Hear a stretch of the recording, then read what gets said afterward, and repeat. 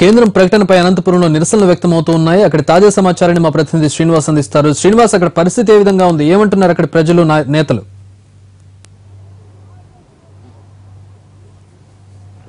చక్రి, ఏదైతే నిన్న కేంద్ర ప్రభుత్వం చేసిన ప్రకటనపై అనంతపురం జిల్లా వ్యాప్తంగా నిరసనలు ఓరెత్తాయి. ఈ ఉదయం ఏదైతే ఉందో కేంద్ర ప్రభుత్వ కార్యాలయం వద్ద అఖిలపక్షం నాయకులు ధర్నా నిర్వహించగా, కొద్దిసేపటి క్రితమే ఎస్కే యూనివర్సిటీ వద్ద విద్యార్థి సంఘాలు అలాగే సమైక్య ఆంధ్రాకు సంబంధించిన నాయకులు పెద్ద ఎత్తున రోడ్లపైన చేరి నిరసనలు జరగడం జరిగింది.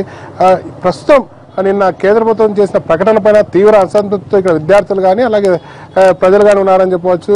అసలు ఈ ప్రకటనని ఎలా భావిస్తున్నారు, ఎలా స్వీకరిస్తున్నారు, ఈ ప్రకటన ఉద్దేశం ఏమిటన్న పైన మాట్లాడడానికి కొంతమంది విద్యార్థి సంఘ నాయకులతో పాటు స్థానికులు ఉన్నారు, అడిగి తెలుసుకున్నాం.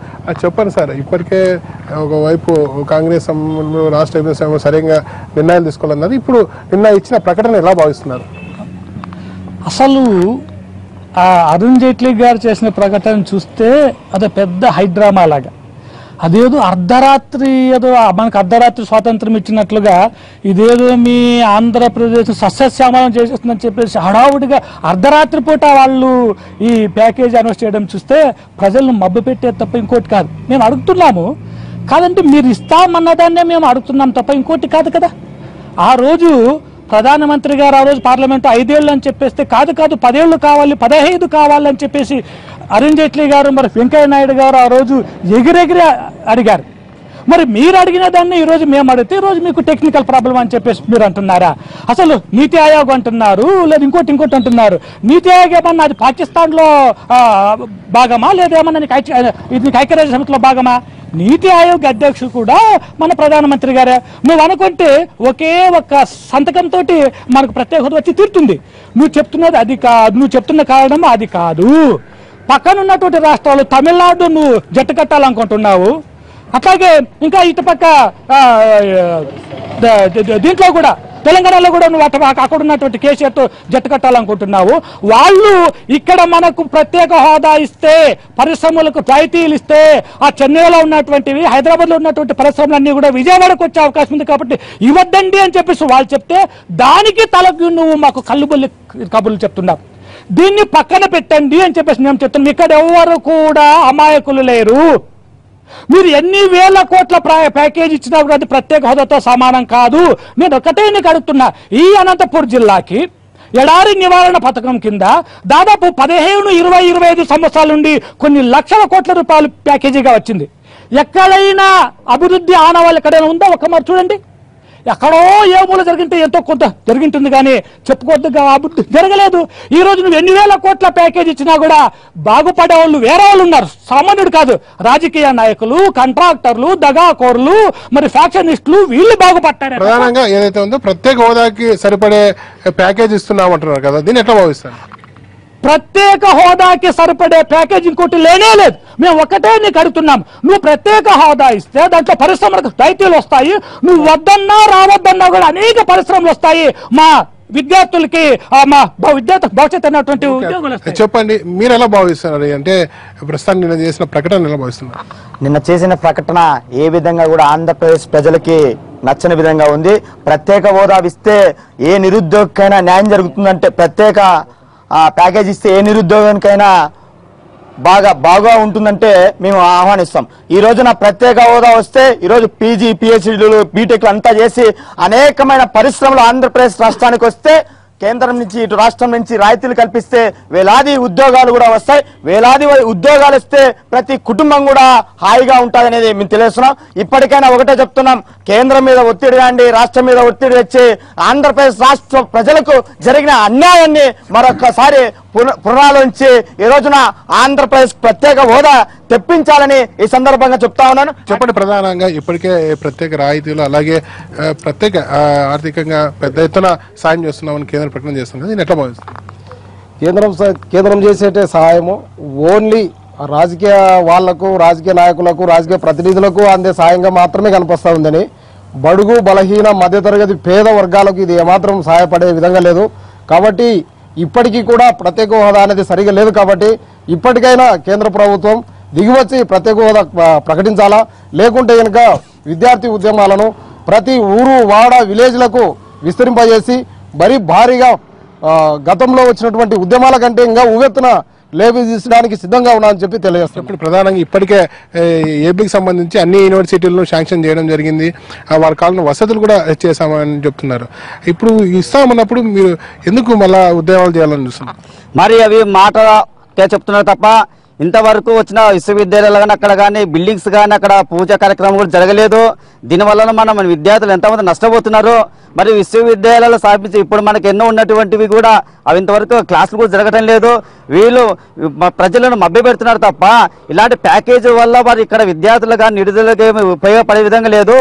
మాకు ఉత్తరాంధ్ర రాయలసీమకు ప్రత్యేక ప్యాకేజ్ ఇచ్చి ప్రత్యేక హోదాని ఇస్తేనే మన ఈ యొక్క రాష్ట్రంలో ఉండే నిరుద్యోగులకు ఉపాధి అవకాశాలు ఉంటాయి తప్ప లేకపోతే ఇవి రాజకీయ నిరుద్యోగులకు ఈ యొక్క ప్రత్యేక ప్యాకేజీలు వాళ్ళ జోబులకు వెళ్తాయి తప్ప డబ్బులు ఇక్కడ ఉండే ప్రజలకైతే న్యాయం జరగదని మేము తెలియజేస్తున్నాం. ఇప్పుడు ప్రత్యేక హోదా రావాలని డిమాండ్ చేస్తున్నారు కదా, ప్రత్యేక హోదా వస్తే మీకు ఎలాంటి అవకాశాలు వస్తారని భావిస్తున్నారు? ఈరోజు దాదాపు రాష్ట్రం విడిపోయిన తర్వాత దాదాపు 4 సంవత్సరాలు అవుతుంది. ఇట్లా ప్రభుత్వ నోటిఫికేషన్ లేవు. ఏదో చిన్న చిన్న డిఎస్ అంట కొన్ని వేల మాత్రమే ఇవ్వడం జరుగుతుంది. 100లో ఇస్తున్నారు పోస్టులు. కానీ ప్రత్యేక హోదా వస్తే ఇక్కడ టెక్నికల్ కోర్సులు అయినటువంటి ఎంసీఏ, ఎంటెక్, బీటెక్ ఇట్లా మొత్తం ఇట్లా కోర్సులకు ప్రొఫెషనల్ కోర్సులకు సంబంధించిన వాళ్ళు ఇప్పుడు కోర్సు అయిపోతే బయటకు వస్తున్నారు. లక్షలాది సంవత్సరానికి దాదాపు 1,20,000 మంది నిరుద్యోగులు బయటకు వస్తున్నారు. వాళ్ళు పొట్టకూటి కోసం ఇక్కడ పక్కన ఉన్నటువంటి బెంగళూరు, చెన్నై, హైదరాబాద్ ఇట్లా మహానగరాలకు వలసపోతున్నారు. మనకు ప్రత్యేక హోదా వస్తే పక్కన ఉన్నటువంటి పరిశ్రమలకు రాయితీలు ఉంటాయి కనుక అవి మన రాష్ట్రంలో వచ్చి పరిశ్రమలు ఏర్పడితే ఇక్కడ ఉన్నటువంటి నిరుద్యోగులకు ఉద్యోగ అవకాశాలు లభిస్తాయని చెప్పేసి ఈరోజు ఎస్కే యూనివర్సిటీ విద్యార్థి లోకంగా కానీ నిరుద్యోగులకు కూడా మీరు రాష్ట్ర ప్రభుత్వాన్ని, కేంద్ర ప్రభుత్వాన్ని డిమాండ్ చేయడం జరుగుతుంది. ఎందుకంటే మీరు మీకోసం, మీ ప్యాకేజీల కోసం, మీ రాజకీయ నిరుద్యోగుల కోసం, మీ జేబులు నింపుకోవడం కోసం నిరుద్యోగులను ఏపీకి సంబంధించిన ప్రజలు పొట్ట కొట్టొద్దండి. ఎందుకంటే ఆంధ్రప్రదేశ్ ఆ రోజు ఇచ్చిన మాటకి కట్టుబడి ఉండండి. మీరు మా మాట తప్పి మరి మాకు ప్యాకేజీలే కావాలంటే మరోసారి ఎస్కే యూనివర్సిటీ కేంద్రంగా మరోసారి సమైక్యాంధ్ర ఉద్యమం ఏ విధంగా చేశామో అదే ఉద్యమము ప్రత్యేక హోదా కోసం ఉద్యమాన్ని ఉధృతం చేస్తామని ఎస్కే యూనివర్సిటీ జేఏసీగా మేము హెచ్చరించడం జరుగుతుంది. చెప్పండి, ఇప్పటికే ఏదైతే ఉందో నిన్న అరుణ్ జైట్లీ చెప్పినట్టుగా ప్రత్యేక ఆర్థిక రాయితీలు, ఆర్థిక సాయం చేస్తున్నామని చెప్పి ఇంత పెద్ద ఎత్తున ఆర్థిక సాయం లభిస్తుందా? మరి ఏం నష్టపోతామని భావిస్తున్నారు? ఆనాడు యూపీఏ గవర్నమెంట్ అర్ధరాత్రి ఆంధ్రప్రదేశ్ ను అడ్డగోలుగా విధించడం జరిగింది. ఈనాడు కూడా ఈ ఎన్డీఏ గవర్నమెంట్ అర్ధరాత్రి ప్రెస్ మీట్లు పెట్టి ఆంధ్రప్రదేశ్ కు ప్రత్యేక ప్యాకేజీలో ఇంతవరకు ఏం చేస్తామని ఒక స్పష్టమైనటువంటి సంకేతాలను కూడా ఇవాళ ఆంధ్రప్రదేశ్ కు ఇవ్వడం జరగలేదు. అదేవిధంగా ప్రత్యేక హోదా వస్తేనే యువతకు కానీ, నిరుద్యోగ యువతకు కానీ, సామాన్యులకు కానీ న్యాయం జరుగుతుంది. ఇవాళ రాష్ట్రంలో 1,45,000 పోస్టులు ఫిల్ చేస్తే దాంతో పాటు మన ఫ్రీ జోన్ గా ప్రత్యేక హోదాను ప్రకటించి మనకు జాబులతో పాటు ఫ్రీ జోన్ గా ఆంధ్రప్రదేశ్ ను పెడితే మనకు పూర్తిగా జాబులు వచ్చి ఆంధ్రప్రదేశ్ లో ఉన్నటువంటి నిరుద్యోగ యువత బాగుపడతారు. అదేవిధంగా దేశంలోనే అత్యంత వెనుకబడినటువంటి అనంతపురం జిల్లా, ఇక్కడ చాలా మంది నిరుద్యోగ యువత ఉన్నారు, ఇక్కడ చదువుకునే వాళ్ళు చాలా మంది ఉన్నారు. అదేవిధంగా ఆంధ్రప్రదేశ్ కు ప్రత్యేక హోదా వస్తే మన అనంతపురం జిల్లాకు కూడా మంచి లాభాలు చేకూరుతాయి. అదేవిధంగా విద్యార్థులు మంచి బాగుపడతారు. ఇవాళ రాష్ట్రంలో వేల సంఖ్యలో ఖాళీగా ఉంటూ పిహెచ్డీలు చేసినటువంటి విద్యార్థులు ఖాళీగా ఉన్నారు. వాళ్ళకు కూడా లాభం చేకూరుతుంది. నిరుద్యోగ యువత లేకుండా రాష్ట్రంలో జరుగుతుందని చెప్పి ప్రత్యేక హోదా వస్తేనే ఇవన్నీ జరుగుతాయని చెప్పి అందుకోసం మేము ప్రత్యేక హోదా ఇవ్వాలని డిమాండ్ చేస్తున్నాం. అదేవిధంగా ప్రత్యేక హోదా ఇవ్వకపోతే మేము ఏ విధమైనటువంటి ఉద్యమాలు చేసేకైనా మేము సిద్ధంగా ఉన్నాం. ఇప్పటికే కేంద్రంలో ఉన్న బీజేపీ కానీ మిగిలిన పార్టీలు కానీ ఈ ఆర్థికంగా ఆదుకోవడానికి మేము అన్ని విధాలు సహకరిస్తామని చెప్తున్నారు. ఇప్పటికే జిల్లా వాసిగా మీరు జిల్లా ఏం నష్టపోతుంది అనుకుంటున్నారు? ఈ ప్రత్యేక హోదా రావడం వల్ల ఏం జరుగుతుంది అనుకుంటున్నారు? ప్రత్యేక హోదా రావడం వల్ల మేము ఒకటే డిమాండ్ చేస్తున్నాం. ఆంధ్రప్రదేశ్ కు చాలా మంది నిరుద్యోగులకు ఉద్యోగ అవకాశాలు కల్పించడం జరుగుతుంది. అదేవిధంగా నిన్న అరుణ్ జైట్లీ గారు ఒక ప్రకటన చేశారు. కేవలం ఆంధ్రప్రదేశ్ కు ప్రత్యేక హోదా ఇవ్వలేము, ప్రత్యేక ప్యాకేజ్ అన్నారు. అదేవిధంగా రైల్వే జోన్ కూడా ఏర్పాటు చేస్తామన్నారు ఆంధ్రప్రదేశ్ కు. ఇంతవరకు ఎక్కడ కూడా రైల్వే జోన్ చెప్పడం లేదు. నేను ఈ జిల్లావాసిగా నేను ఒకటి డిమాండ్ చేస్తున్నా, రాయలసీమ ప్రాంతంలో గుంతకల్ను రైల్వే డివిజన్ చేయాలని కోరుకుంటున్నా. అదేవిధంగా రాష్ట్రంలో ఈ జిల్లాలో ఉండే వాళ్ళు చాలా మందికి, రాయలసీమ ప్రాంతంలో ఉండే చాలా మంది నిరుద్యోగులకు కొద్ది వరకు ఉద్యోగ అవకాశాలు వస్తాయని నేను అనుకుంటున్నా. అదేవిధంగా రాయలసీమ డెవలప్ అవుతాయని అనుకుంటున్నా.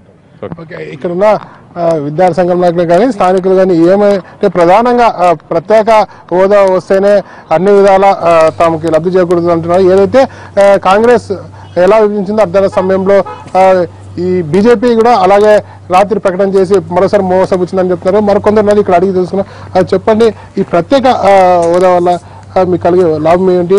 ప్రత్యేక హోదాకు కాకుండా రాయితీ ఇస్తా ఉంటారు కదా, మీకేంది అభ్యంతరం? రాయితీ వల్ల కేవలం రాజకీయ నాయకులు జోబులు నిండుతాయి తప్ప మరో ఉపయోగం లేదు. అదే ప్రత్యేక హోదా వల్ల ఇటు రైతాంగం కావచ్చు, ఇటు నిరుద్యోగులు కావచ్చు, ఇద్దరికి బెనిఫిట్ ఉంటుంది. రైతాంగం ఎందుకంటే పోలవరం ప్రాజెక్టులు కావచ్చు, మిగతా ఏ ప్రాజెక్టులు అయినా 90% సెంట్రల్ గవర్నమెంట్ భరిస్తుంది. నిరుద్యోగులకు కానీ పారిశ్రామిక క్యాడర్ అంటున్నారు కదా, ఈరోజు ఆ పారిశ్రామిక క్యాడర్లు పరిశ్రమలు వచ్చినట్లయితే ఖచ్చితంగా ఇక్కడ వెనుకబడిన జిల్లాలు ఏవైతే ఉన్నాయో అవన్నీ మొత్తం డెవలప్ కావాల్సి వస్తుంది, నిరుద్యోగిత తగ్గుతుంది. ఈ రోజు రైతులే కానీ నిరుద్యోగులు కానీ ఆత్మహత్య చేసుకోవడానికి సిద్ధంగా ఉన్నారు. ఎందుకంటే ఇటువంటి సోర్స్ లేదు. ఈ రోజు అనేక మంది విద్యార్థులు పీజీలు డబుల్ పీజీలు చేసి కానీ నిరుద్యోగితో మనం 30-35 సంవత్సరాల్లో ఉన్నప్పటికీ ఉన్నారు. ఇలాంటి నేపథ్యంలో కనీసం ప్రత్యేక హోదా అయినా వస్తే వాళ్ళు కనీసం ప్రైవేట్ సెక్టర్లో ఉద్యోగ అవకాశం వస్తే వారు తమ కుటుంబాన్ని పోషించడమే కాకుండా జిల్లా కానీ డెవలప్ అవుతుందని చెప్పేసి మేము తెలియజేస్తున్నాం.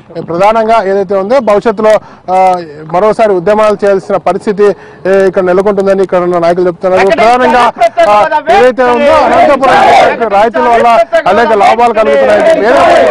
మరొకసారి అనంతపురం జిల్లా వ్యాప్తంగా ప్రత్యేక ప్యాకేజీపై నిరసనలు చెప్పవచ్చు. ఇది ప్రత్యేక ప్యాకేజీపై అనంతపురం జిల్లా వ్యాప్తంగా నిరసన హైదరాబాద్